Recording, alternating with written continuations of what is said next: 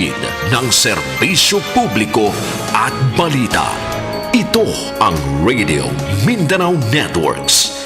Higit-6 na dekada sa paglilingkod sa masang Pilipino.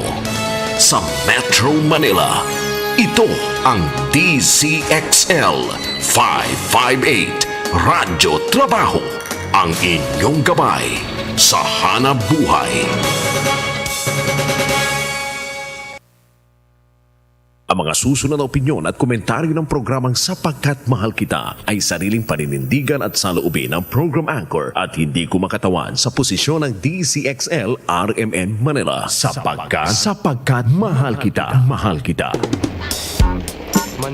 Filipinos in America, kumusta na sila? Ano ang kanilang istorya? Yeah, naririnig kayo, Congresswoman dito sa New York area. Can you hear our audio? Naririnig ko po kayo. Tingin ng boses, pananaw, saloobin ng mga kababayan natin nasa ibang bansa sa iba't ibang issue sa kanilang pinakamamahal na bayang Pilipinas. Saan kukuha ng ikabubuhay ang mga mahihirap na ito? Sapagkat Mahal Kita, kasama patikang radio broadcaster na si Don Lino Celle mula sa Amerika at co-host na si Lourdes Escaros. Maririnig ng live sa WRMN New York, USA at worldwide sa pamamagitan ng Facebook at sa YouTube. RMN News Nationwide, the sound of the nation. Sapagkat Mahal Kita. Sapagkat Mahal Kita. Tuwing linggo, alas 10 hanggang alas 11 ng umaga. Dito sa Himpilang Extra Large sa komentaryo DCXL 558. I'm coming home to stay. Nilayasan, iniwanan na. Dinggin ng boses, pananaw, saloobin ng mga kababayan natin nasa ibang bansa. Sapagkat Mahal Kita.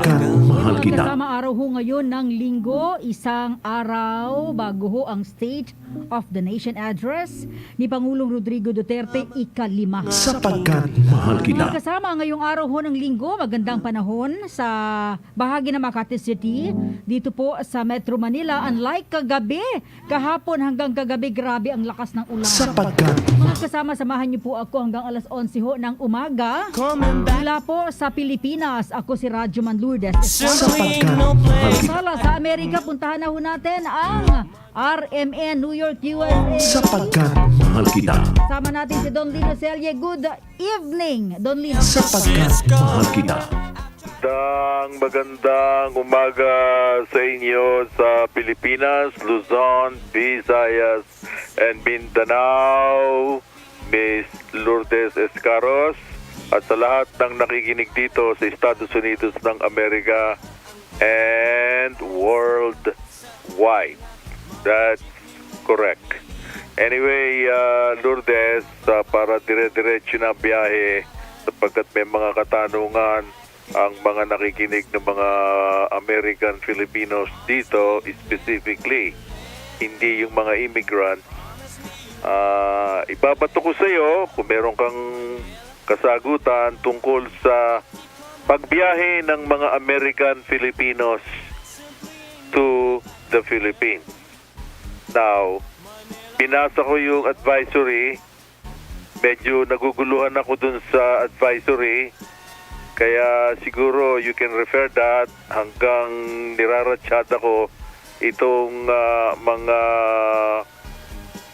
bumubulwak na mga balita sa Amerika na tinututukan din ng ating mga kababayang Pinoy.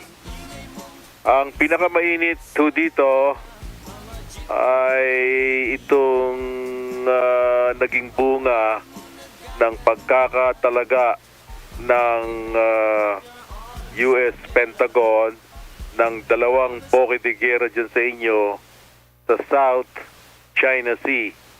At actually, technically, that's the West Philippine Sea.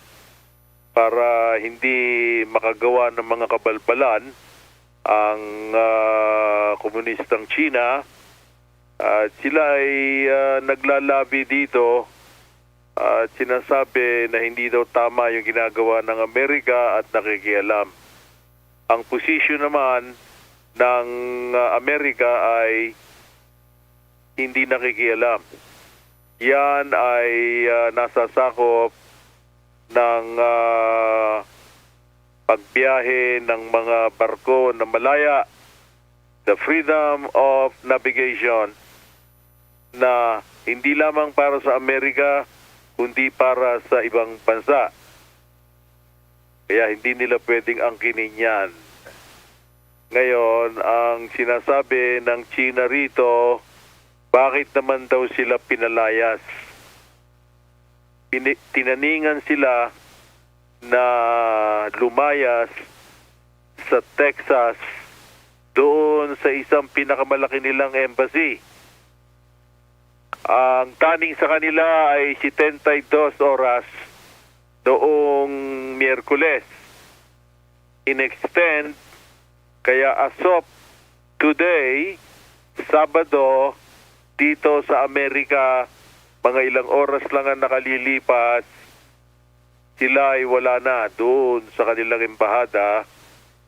Tinake over na ng FBI ang embassy ng Komunistang China roon sa Houston, Texas, sapagkat sila raw ay mga spy.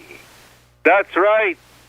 At may mga nahuli na 4 na komunistang mga kuno ay nag-aaral dito, subalit sila pala ay konektado sa People Liberation Movement ng mga komunista sa China. I-charge na sila o sila ay in-indict, meaning na ipoprosecute dito sila sa Amerika. Kaya ngayon, ang mga fake news ay naglalaro ng apoy. Sinasabi na hindi, ang China ang nagpapalaya sa Amerika sa Chendong o kung saan mang impyerno ng komunistang China. Hindi ho ganon. Yang tinamaan ng Judas na Associated Press, yang CNN, yang AFP, Ahensya Presse ng Pransya, yan mga sinungaling yan. At sadly to say, ng mga local newspapers nyo ay bumibili riyan ng mga wholesale na balita. Kaya kayo bulag. Hindi nyo alam kung ano nangyayari. Mahirap po yun. You know what I mean? Lagi kong binabanggit dito yan sa ating palatuntunan sapagkat mahal kita, Pilipinas. As a matter of fact, merong isang kilala rito na personalidad na si Greg Gutfeld, samantalang ngayon siya ay naka-on ngayon, kasabay natin, Lourdes. Sinasabi niya, paano maintindihan ito ng bondaigdig na nararatingan ng CNN? Kapag nagko-coverage sa White House, kapag merong mga nagaganap na magandang mga balita tungkol sa Amerika na halimbawa yung sa isang linggo ay sisimula na yung mga bakuna ng laban sa coronavirus para masimula na ang pagkuha ng 100,000 na mga katao, volunteers, at matesting kagad. At kapag yun nagtagumpay na, kakalat na yun hindi lamang sa Amerika, kundi sa iba't ibang panig ng daigdig. How would you know this? Wala kayong alam. Zero kayo. Sapagkat hanggang nagre-report ang CDC at nandoon si US President Trump kahapon, Biyernes dito, Sabado sa inyo riyan, hindi kino-cover ng CNN. Ang nagko-cover lang yung local dito sa USA. Lalo na ang Fox News. So bulag kayo. Pakinggan nyo tong sinabi ni Greg Gutfeld. So I really don't know what CNN's excuse is for not showing it. Because when you have someone go out there and is delivering news to an American nation that needs it, it seems like, I mean, imagine if you were watching CNN right now. Of course you can't. But imagine if you did, mo alam. Kaya kung ano lang ang gusto nilang itapon dyan sa inyo, yung mga hudas nilang mga anchors na may kautusan sa kanilang management na galit kay Trump, yun lang ang alam nyo. Alam nyo ba yon? On the 27th of July, ay sisimula na ng Moderna ang pag-testing ng third stage ng vaccine. Nabanggit na natin dito yan. Yan ay tambala ng military ng Amerika at ng napakaraming pharmaceuticals. Isa dyan ang Moderna. Ngayon, pumasa na at pwede nang gamitin. Kaya pwede nang kumuha before the end of next week ng 100,000 na katao na volunteers. At maghihintay ng mga 1-2 linggo, then malalaman nila. Wala nang red tape. No red tape. Basta sisigihan yan ng White House sa pangunguna ni U.S. President Trump sapagkat kailangan na ng mundo ang bakuna. That's right. Kung yan ay ililihim, paano mangyayari? Anong alam nyo riyan? Paano makapaghahanda ang inyong DOH? Kanina ko iaasa sa komunistang China? Ang komunistang China, naglalabas ng mga press release na kung pwede, sila ang unahin doon. So, malaking kalokohan sa mga fake news na ito Anyway, nandito mismo ang press secretary ng White House dito sa Estados Unidos ng Amerika, Celle McNaney. A vaccine into phase 3 clinical trial that because of him we have remdesivir and convalescent plasma and dexamethasone and other therapeutics. He's the right person to give the information to the American people, and boy does he get the information to a lot of the American people during his briefings. He was referring to U.S. President Trump. Sinasabi na he is the right person to give you the information. Ang haba-haba ng usapan pati ng CDC. Ipinaliwanag. Nagtataka yung mga tao, bakit hindi kino-cover ng CNN para makarating sa CNN International? Pero kapag may nangyari dito na halimbawa nadupila si U.S. President Trump sa paglakad doon sa biranda ng White House, big news! Headline! Talagang hudas na CNN talaga yan. Talagang peke sa kabila ng peke. Anyway, mabalik tayo rito sa mga Communist Chinese, sa mga espiya na nahuli. Okay? Dito, itong si Pompeo na sekretaryo ng State Department, siya ang lagi ngayon nagsasalita sapagkat direktamente siyang nakikipag-usap ngayon sa China.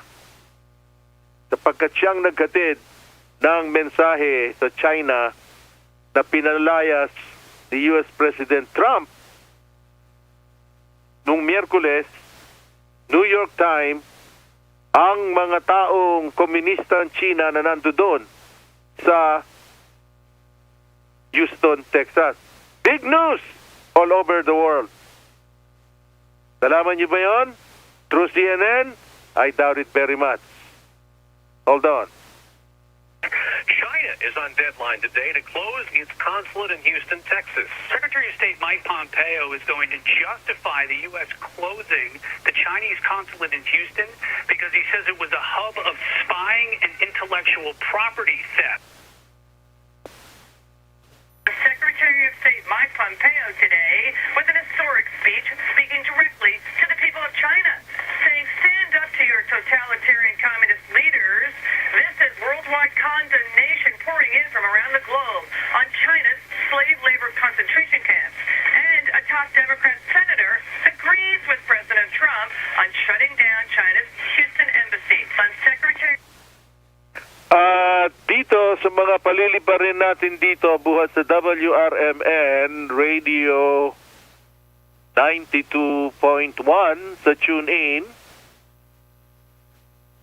malalaman nyo na isa sa sinasabi ng Amerika sa China, yung ginagawa nyo anya sa West Philippine Sea, yung pagtatayo nyo ng mga ginawa nyo ng military precision, hindi yan yung tama yan. Kaya hindi namin paalisin doon ang Ronald Reagan nuclear powered na bukid de guerra na libu-libong mga missiles ang dala at mga sundalo at ang isa pa ni Mitch. At meron pang padating. That's right. Hindi ubra yung ginagawa nila. Sapagkat hindi makakaila yung ginawa nilang yan. Hinihintay lang sila na pumalag. Sapagkat hindi sila babanatan ng Amerika kung hindi sila magpapaputo kahit na watusi o rebintador. Sana meron lumangoy sa kanila papunta sa ukay-ukay. Total, nakakapaglabas-pasok sila yan sa inyo sa Pilipinas. Isa yan sa mga itatanong ko sa iyo mamaya. Ang American citizens hindi pwedeng pumasok sa inyo gawa ng COVID. Pero ang mga hudas ng mga communist Chinese ay labas-pasok sa inyo. I don't know kung ano ang kanilang espesyal na arrangement sa inyo. Anyway, eto ang Press Secretary ng Department of State under Mike Pompeo, si Miss Ortegas. Houston was the epicenter of research theft in the United States by the Chinese Communist Party. We've uncovered, of course, aspiring, we've uncovered massive, at least $1 billion of research theft in just one case alone that the FBI has uncovered. And so we're putting a stop to the stealing of American intellectual property. Let's bring in Dan Hoffman, former CIA station chief. Here, Dan, it's great to see you. You heard Morgan Ortega saying that there were vital assets there. I'm quite sure that the FBI has, as Morgan Ortega said, a long list of these attacks on our academics. Look, Houston is an attractive target. NASA is located there. It's got an expansive manufacturing base and medical research center, so it's of high interest to the Chinese for sure. And one of the things that's important, I think, to remember is that the consulates that China operates, and remember they're in New York and San Francisco, Los Angeles, and Chicago as well, that their intelligence officers on the ground can help spot the targets whom the Chinese hackers will later seek to make contact with. The Chinese officials, there's roughly 60 of them in Houston, they would be a force multiplier for Chinese espionage. That's how the two can be linked. Kaya mainit na mainit ngayon ang mga banatan dito ng mga media na matitino at pinararating sa mga mamamayan ang mga niloloob ng White House sa pangunguna ni US President Trump at ang US Pentagon, ang Central Intelligence Agency, ang Department of State, lahat yan banat sabay-sabay. For the past 2-3 days, nung sinabi ni Trump, lumayas kayo dito sa Amerika. We don't need you. Galit si Trump. Kaya nabanggit ni Mike Pompeo na enough is enough.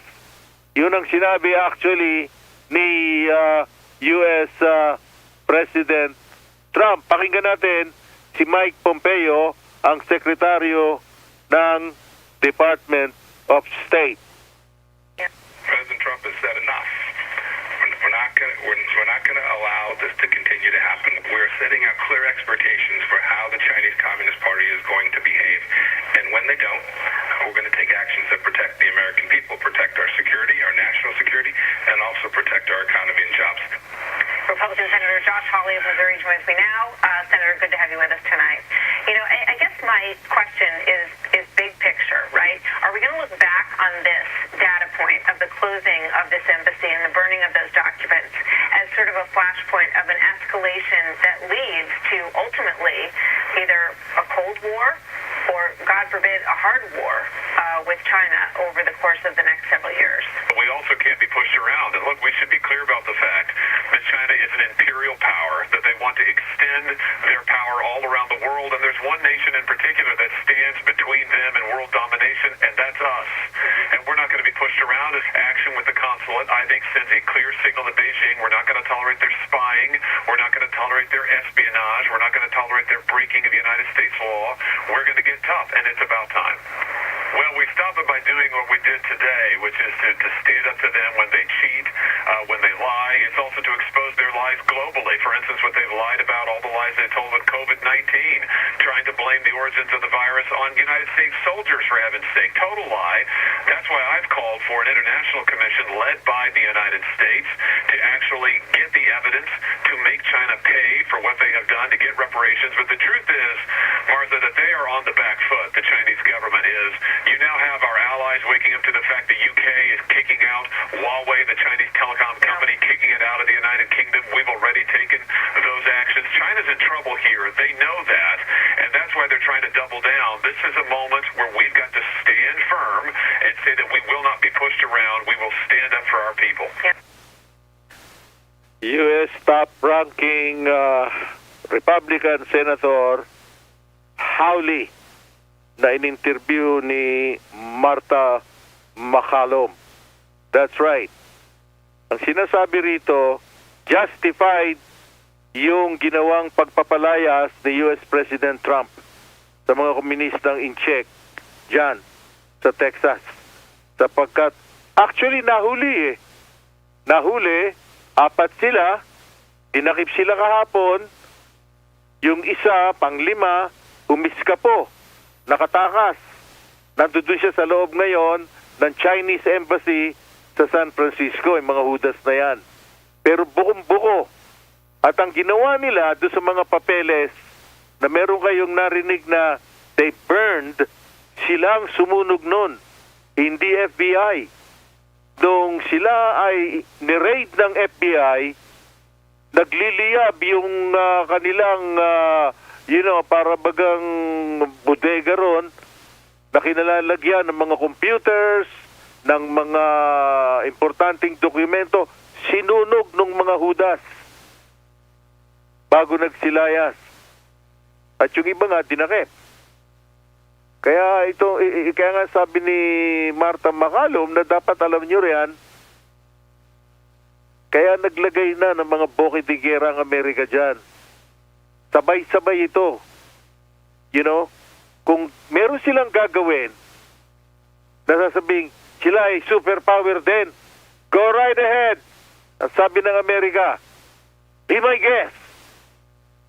Di nila pwedeng takutin ng Amerika. Now, ngayon, nakikiusap sila. Bakit naman daw ganun ang desisyon ni US President Trump? At nung Huwebes, bumili pa ng tune-tuneladang mga arena at mais dun sa Iowa, sa farmland ng Amerika.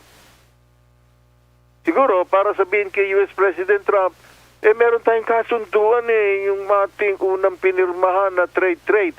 Sinabi na kasi ni Trump, wala akong interest. Kung ipagpapatuloy niyo yung pag-iispiya nyo at pagnanakaw ninyo at yung tinatawag nyo Confucius na karambas na naka-imbudo sa mga universities dito sa Amerika. That's right. Kaya lahat ng estudyante nila ron napapasok dito ngayon, nagbago ang isip dito ng Department of Homeland Security. Walang makapapasok ng mga estudyante buhat sa China kung sila ay papasok lamang sa Harvard University o Massachusetts Institute of Technology ng online. Meaning na hindi sila papasok doon sa university. Doon lang sila sa mga apartment nila, doon sa mga dormitoryo nila. Ayaw bigyan. ng visa ng Amerika. Dahil lokohan na yun eh, kapag ganon. Dahil nga nagkakainitan na, kaya nga ang FBI ay kumilos na sa kautusan ni US President Trump na hindi binabalita ng CNN. Tahimik ang CNN. Those son of a guns, Anyway, eto ang tagapagsalita ng US Pentagon. 49 years ago this month, Richard Nixon, President Nixon, directed his national security advisor to go to China and to open up relations with China, to bring China into the world. Our thoughts, Republican and Democrat alike, was that as China modernizes, as China comes into the world, as they develop a middle class, they will have be an open society, an open economy, an open society.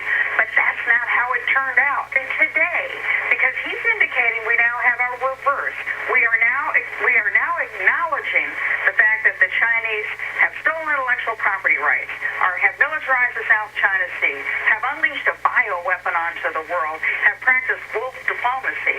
And so we, the Trump administration, we, the United States, we're going to have a very different approach to China going forward. That he was in Copenhagen, he was in London, and he was talking to America's allies about getting a coalition together so we together stand up to China. Correct. Sapagkat ang Britanya ang unang nasa likuran ng United States, Australia, at iba pang malalaking bansa sa Europa. Hindi ko na isa-isahin. Pero pwede ko sigurong banggitin ang India na inaalalayan ng Amerika sa kanilang gyera patani ngayon dun sa eastern side ng India. Huwag silang loloko-loko sa India ngayon dahil may hammer, precise na mga guided missile na ibinigay ng Amerika na ilang libo yun. Nanghahabol yun. Umiilag yun sa mga bundok. Libo-libong milya ang aabuti nun. Ngayon, itong China ngayon, hindi malaman kung ano ang gagawin. Bakit biglang nag-alsa ito? It's just right.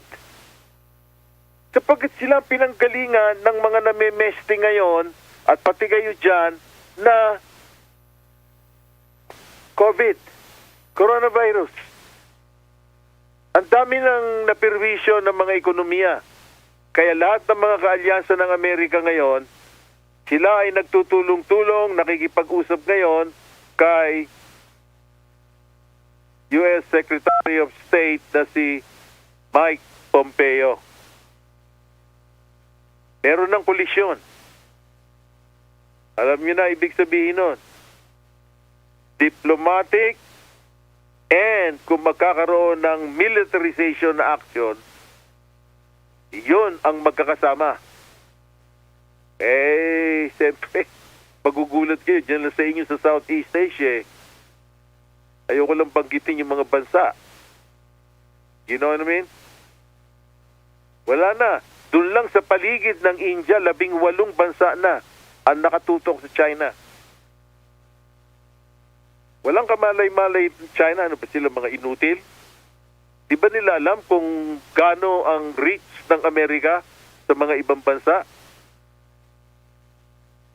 Nung nalamang nandiyan dyan na sa West Philippine Sea, sa South China Sea, o nagpapatrol dyan ang USS nuclear-powered na aircraft carrier, Nimitz, at ang Ronald Reagan, alam nila ang kilos ng US Pentagon.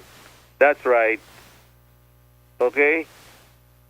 Hinihintay lang na magpaputok sila ng kwites o ng rebentador because alam nyo, ang Geneva Convention, I think it's still in effect. Hindi pwedeng bibirada na lang ang Amerika ng isang bansa. Kailangan sila muna ay tirahin. Kaya nga merong nagbiro dito sa isang napakarami nagpapalitang mga nasa Facebook ng Don Lino Celle. Sabi, Don Lino, sana merong pumuntang mga Pilipino ron na namamangka na hindi makapag hanap buhay, makabenta ng isda dahil pinalalayas ng mga komunistang inchikbeho na yan. At magpaputok ng dinamita nang marinig ng ng USS Nimitz at ng USS Ronald Reagan ng panata na ang mga sinasabi nilang mga warships ng mga kakarag-karag. Maraming galit na Pilipino, alam niyo, 100% ang galit sa China. Well, actually, nabasa ko yung report ng ng social weather nyo, SWS. Mahigit kulang-kulang 70% ng mga Pilipino buwisit sa China. Now,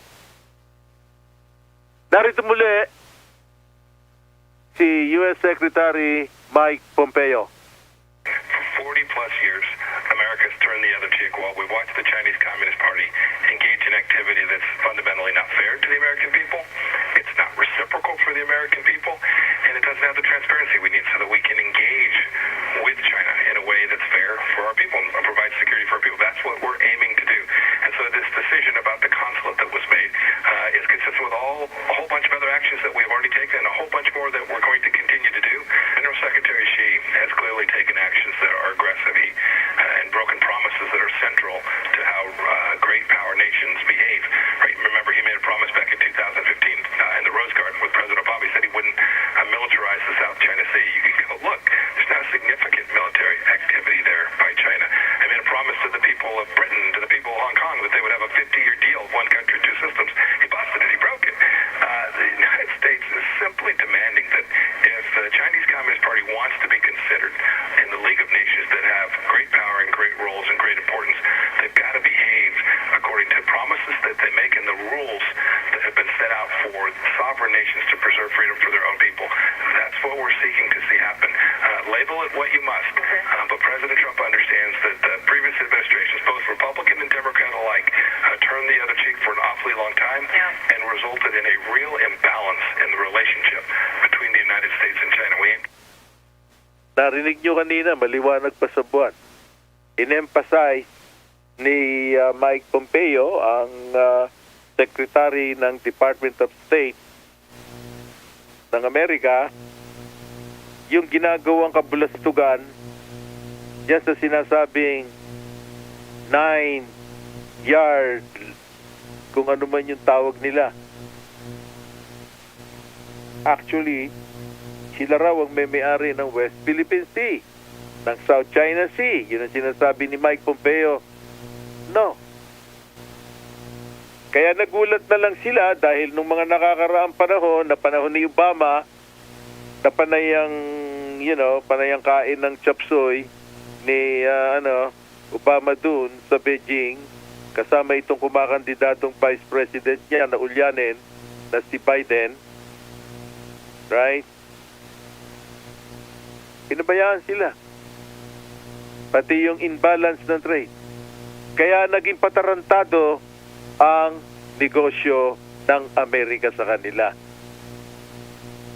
Enough. Narinig nyo, sabi ni Mike Pompeo, that's coming from U.S. President Trump. So, ang sinasabi, baka mauwi sa gera. Of course. Yun lang naman na iniintay na Amerika eh. Para sino-sino na, sino ba talaga ang matigas?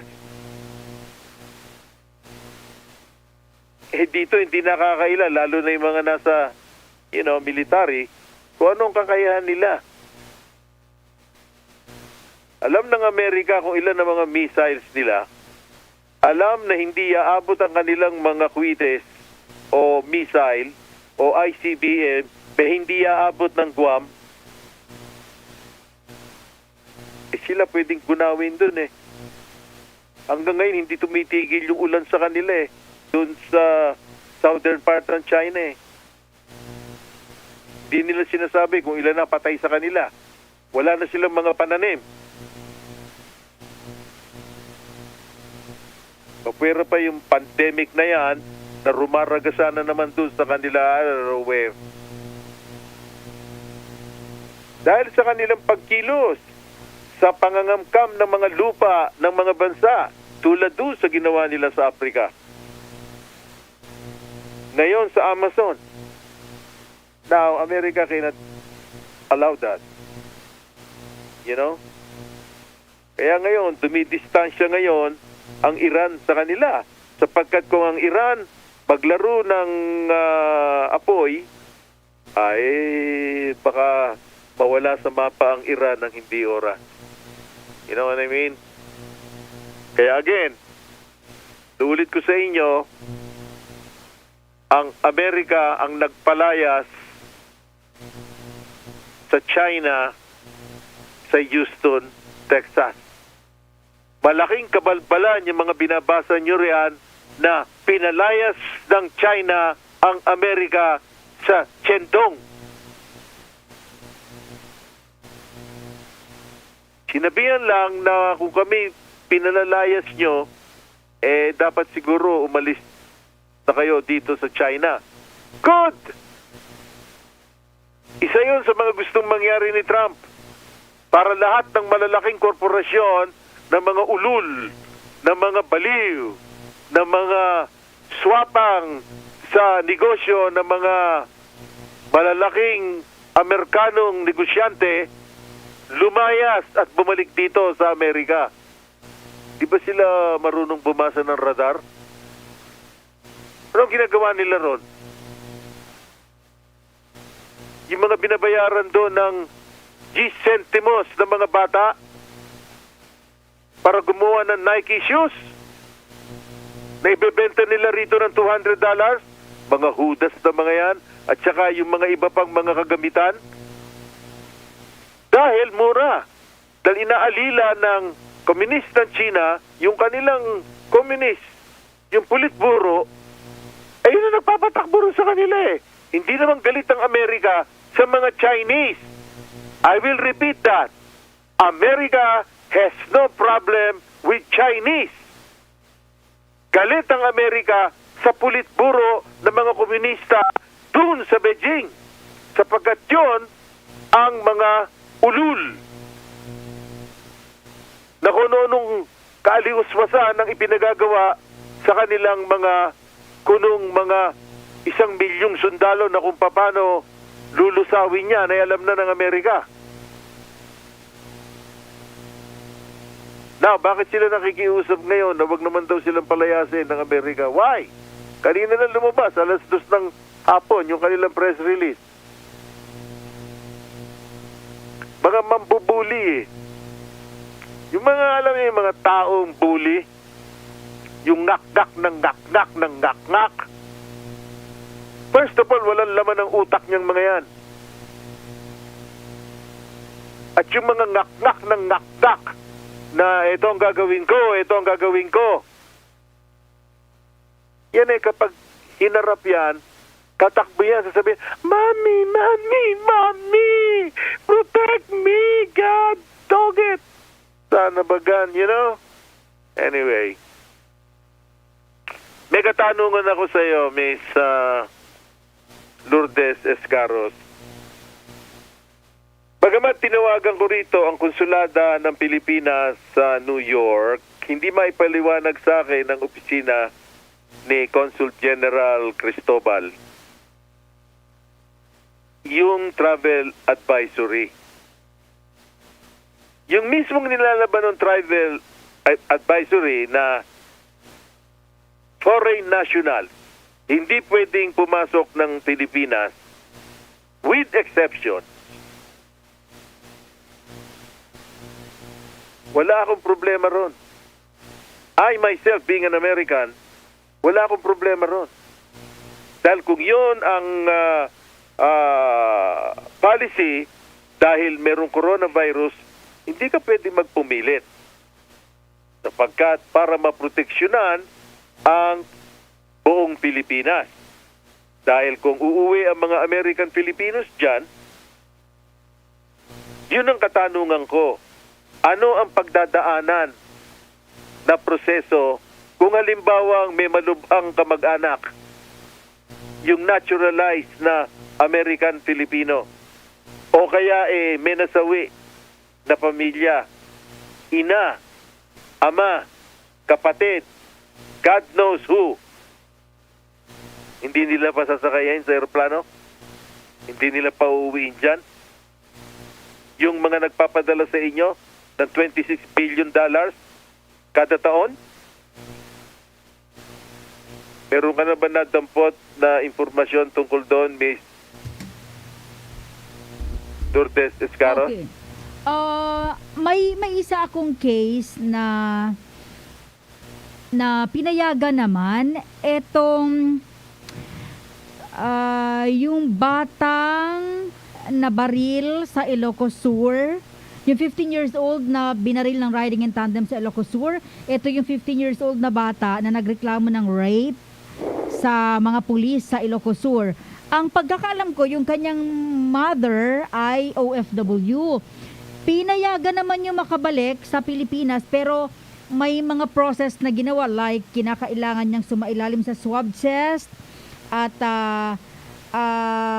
may ilang araw siyang kinakailangang naka-quarantine bago siya pinauwi ng Ilocos para makita at maasikaso yung libing ng kanyang anak.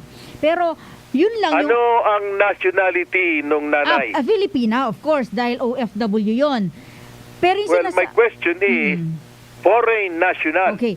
Yun na nakalagay doon sa travel advisory. Meaning, na kung ikaw ay Amerikano na, gawa ng you elected to be naturalized in the United States. So you're no longer a Filipino. Now, you're coming home dahil marami kang kamag-anak dyan. Yun ang katanungan ko. Doon sa mga OFW, walang problema ron. Sapagkat yun mga Pinoy yun eh. Pero hindi nangangahulugan na kami mga nag-naturalize na rito sa Amerika. Hindi makakapasok dyan. Hindi bibigyan ng protocol na, okay, kung may protocol, i-quarantine muna. Sumunod sa alituntunin ng gobyerno ng Pilipinas. Ang alam ko, pwede sapagkat merong isang kaso na ang Eva Air hindi pinasakay ang isang American citizen na Pilipino. Sapagkat nasabi, hindi ka papapasukin ng Pilipinas. Anong kabalbalan yon?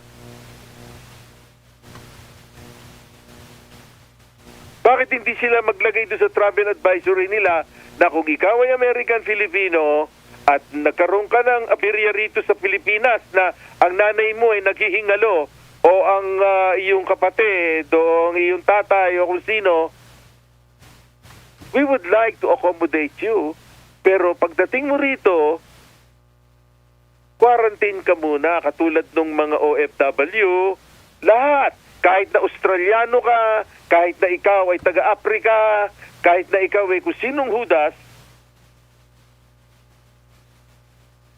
pero merong dugong Pilipino ikaw, nag-iba ka lang ng citizenship, para makapagpadala dyan sa inyo ng milyon-milyon at bilyon-bilyong dolyare sa remittances na hindi pwedeng ikaila kahit si Lucifer. That's where the problem is. At ang katanungan ko, bakit ang mga Chinese labas-pasok dyan sa inyo? Why? What's so special about them? Are you a de facto communist Chinese na? We would like to know. At maglalabi din kami rito sa Amerika. Tatandaan ng gobyerno ng Pilipinas, mas malaki ang gross domestic product ng mga Filipino-Americans and immigrants dito sa Amerika kesa sa Pilipinas.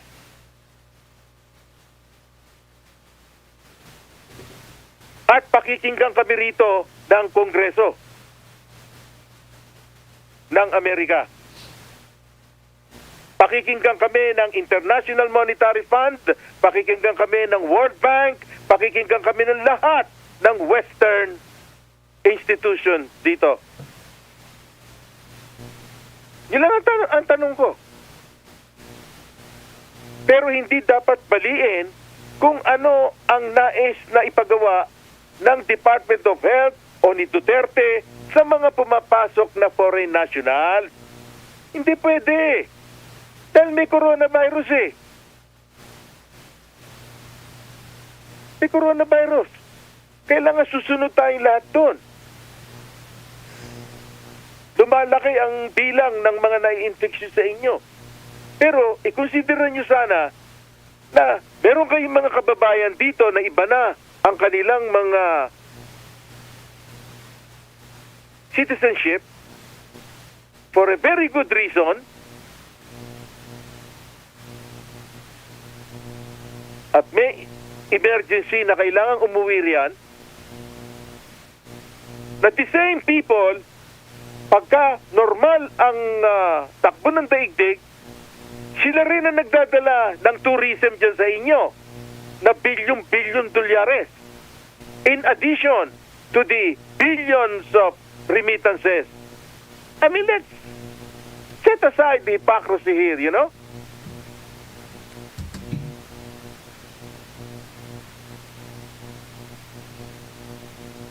Yun lang ang tanong.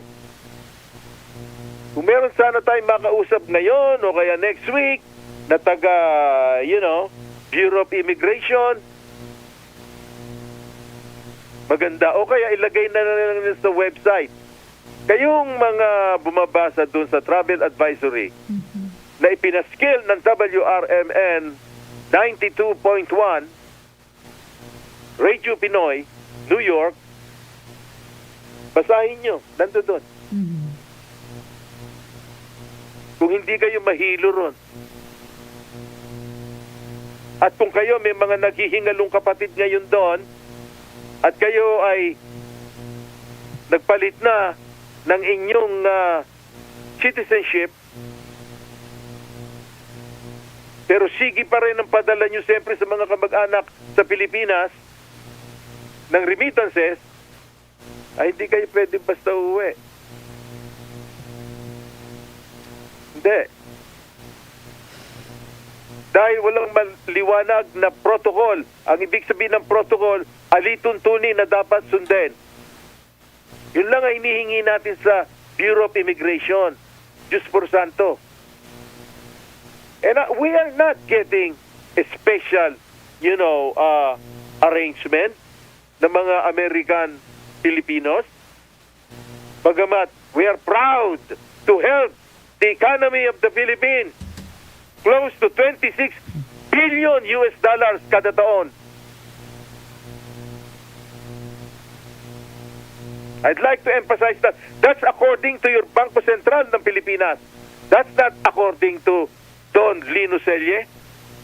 That's according to your central bank.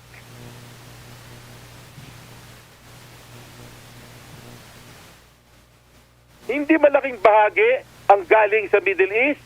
Ang pinakamalaki dito sa Amerika na tumutulong dyan sa inyo. Sa inyong ekonomiya. Dahil sapagkat mahal kita, Pilipinas.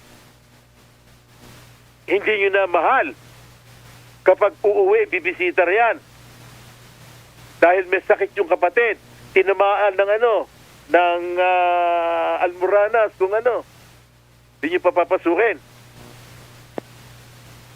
Baka yatang hindi, wala na sa ayos yun. Don Lino. Yes. So, ako, for clarification lang, may inilabas ang IHCF, Interagency Task Force, yung COVID-19, na kalatas, I think last 2 weeks ago, pinapayagan na ang mga foreigners lahat na pumasok sa aming bansa, basta take note sa mga nakikinig, sila po ay may long-term visa. Ibig sabihin, matagal po yung kanilang pagstay dito sa Pilipinas, hindi yung mga bakasyonista lang yung dating. So, pwedeng pumasok sa Pilipinas basta long-term staying at long-term yung visa. Paano yung mga nagtatrabahong American Filipinos dito na 2 weeks lang ang binibigay ng mga, employer?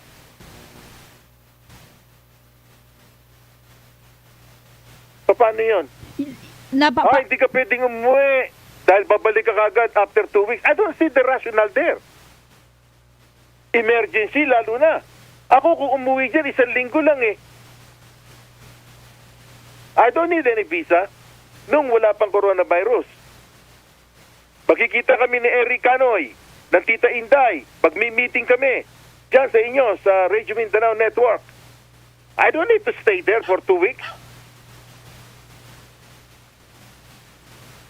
So, ang ating sinasabi ngayon, walang rasyonal yung sinasabi na yon kung hindi long term. Ano ibig sabihin nila long term?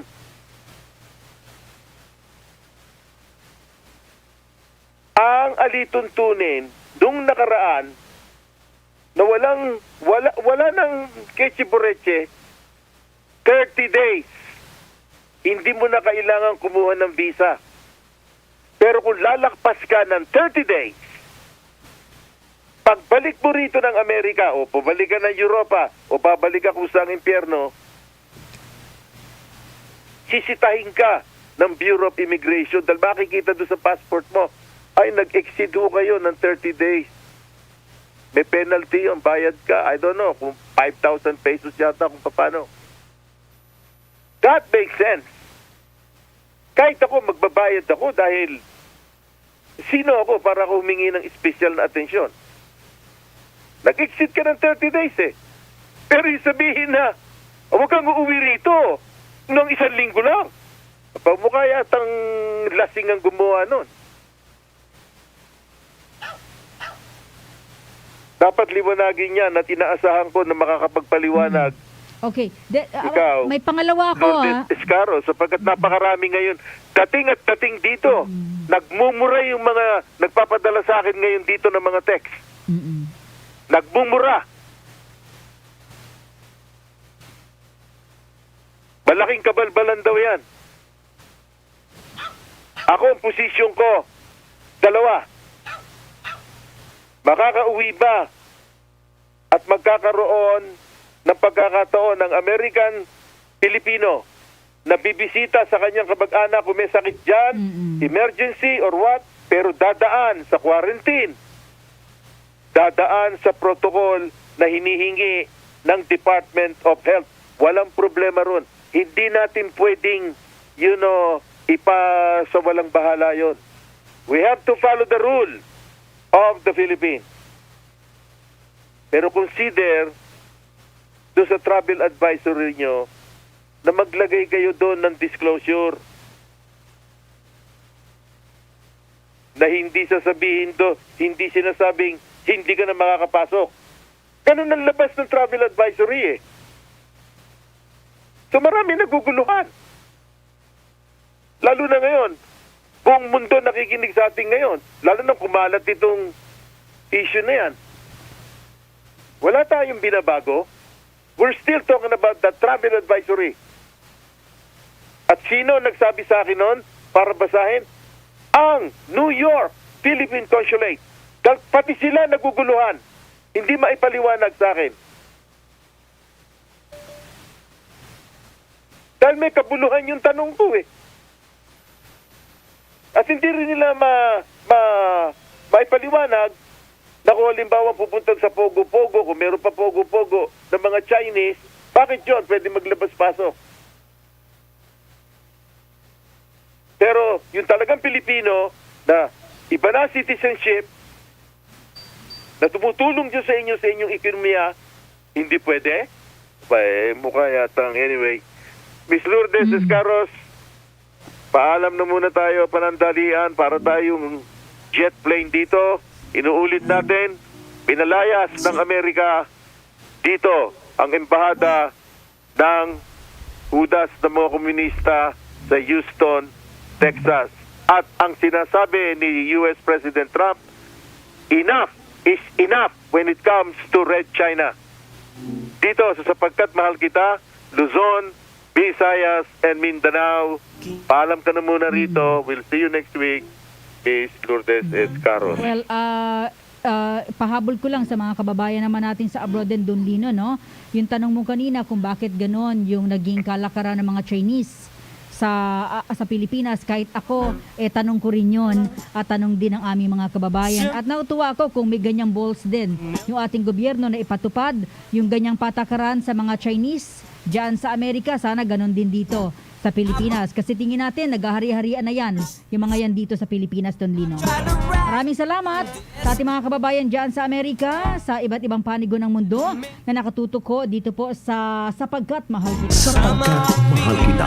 Bukas abangan ang State of the Nation Address ika-5 ni Pangulong Rodrigo Duterte, live special coverage ng RMNDZ XL 558 Manila. Yung mga nasa abroad, tutukan yan dito sa 558 Manila. Sapagkat Mahal Kita. Thank you, Don Lino Celle. Maraming salamat, RMN USA. At mula sa Pilipinas, ako si Radyoman Lourdes Escaros. Maraming salamat. Good morning. Ang mga susunod na opinyon at komentaryo ng programang Sapagkat Mahal Kita ay sariling paninindigan at saloobin ng program. That news was brought to you by ACS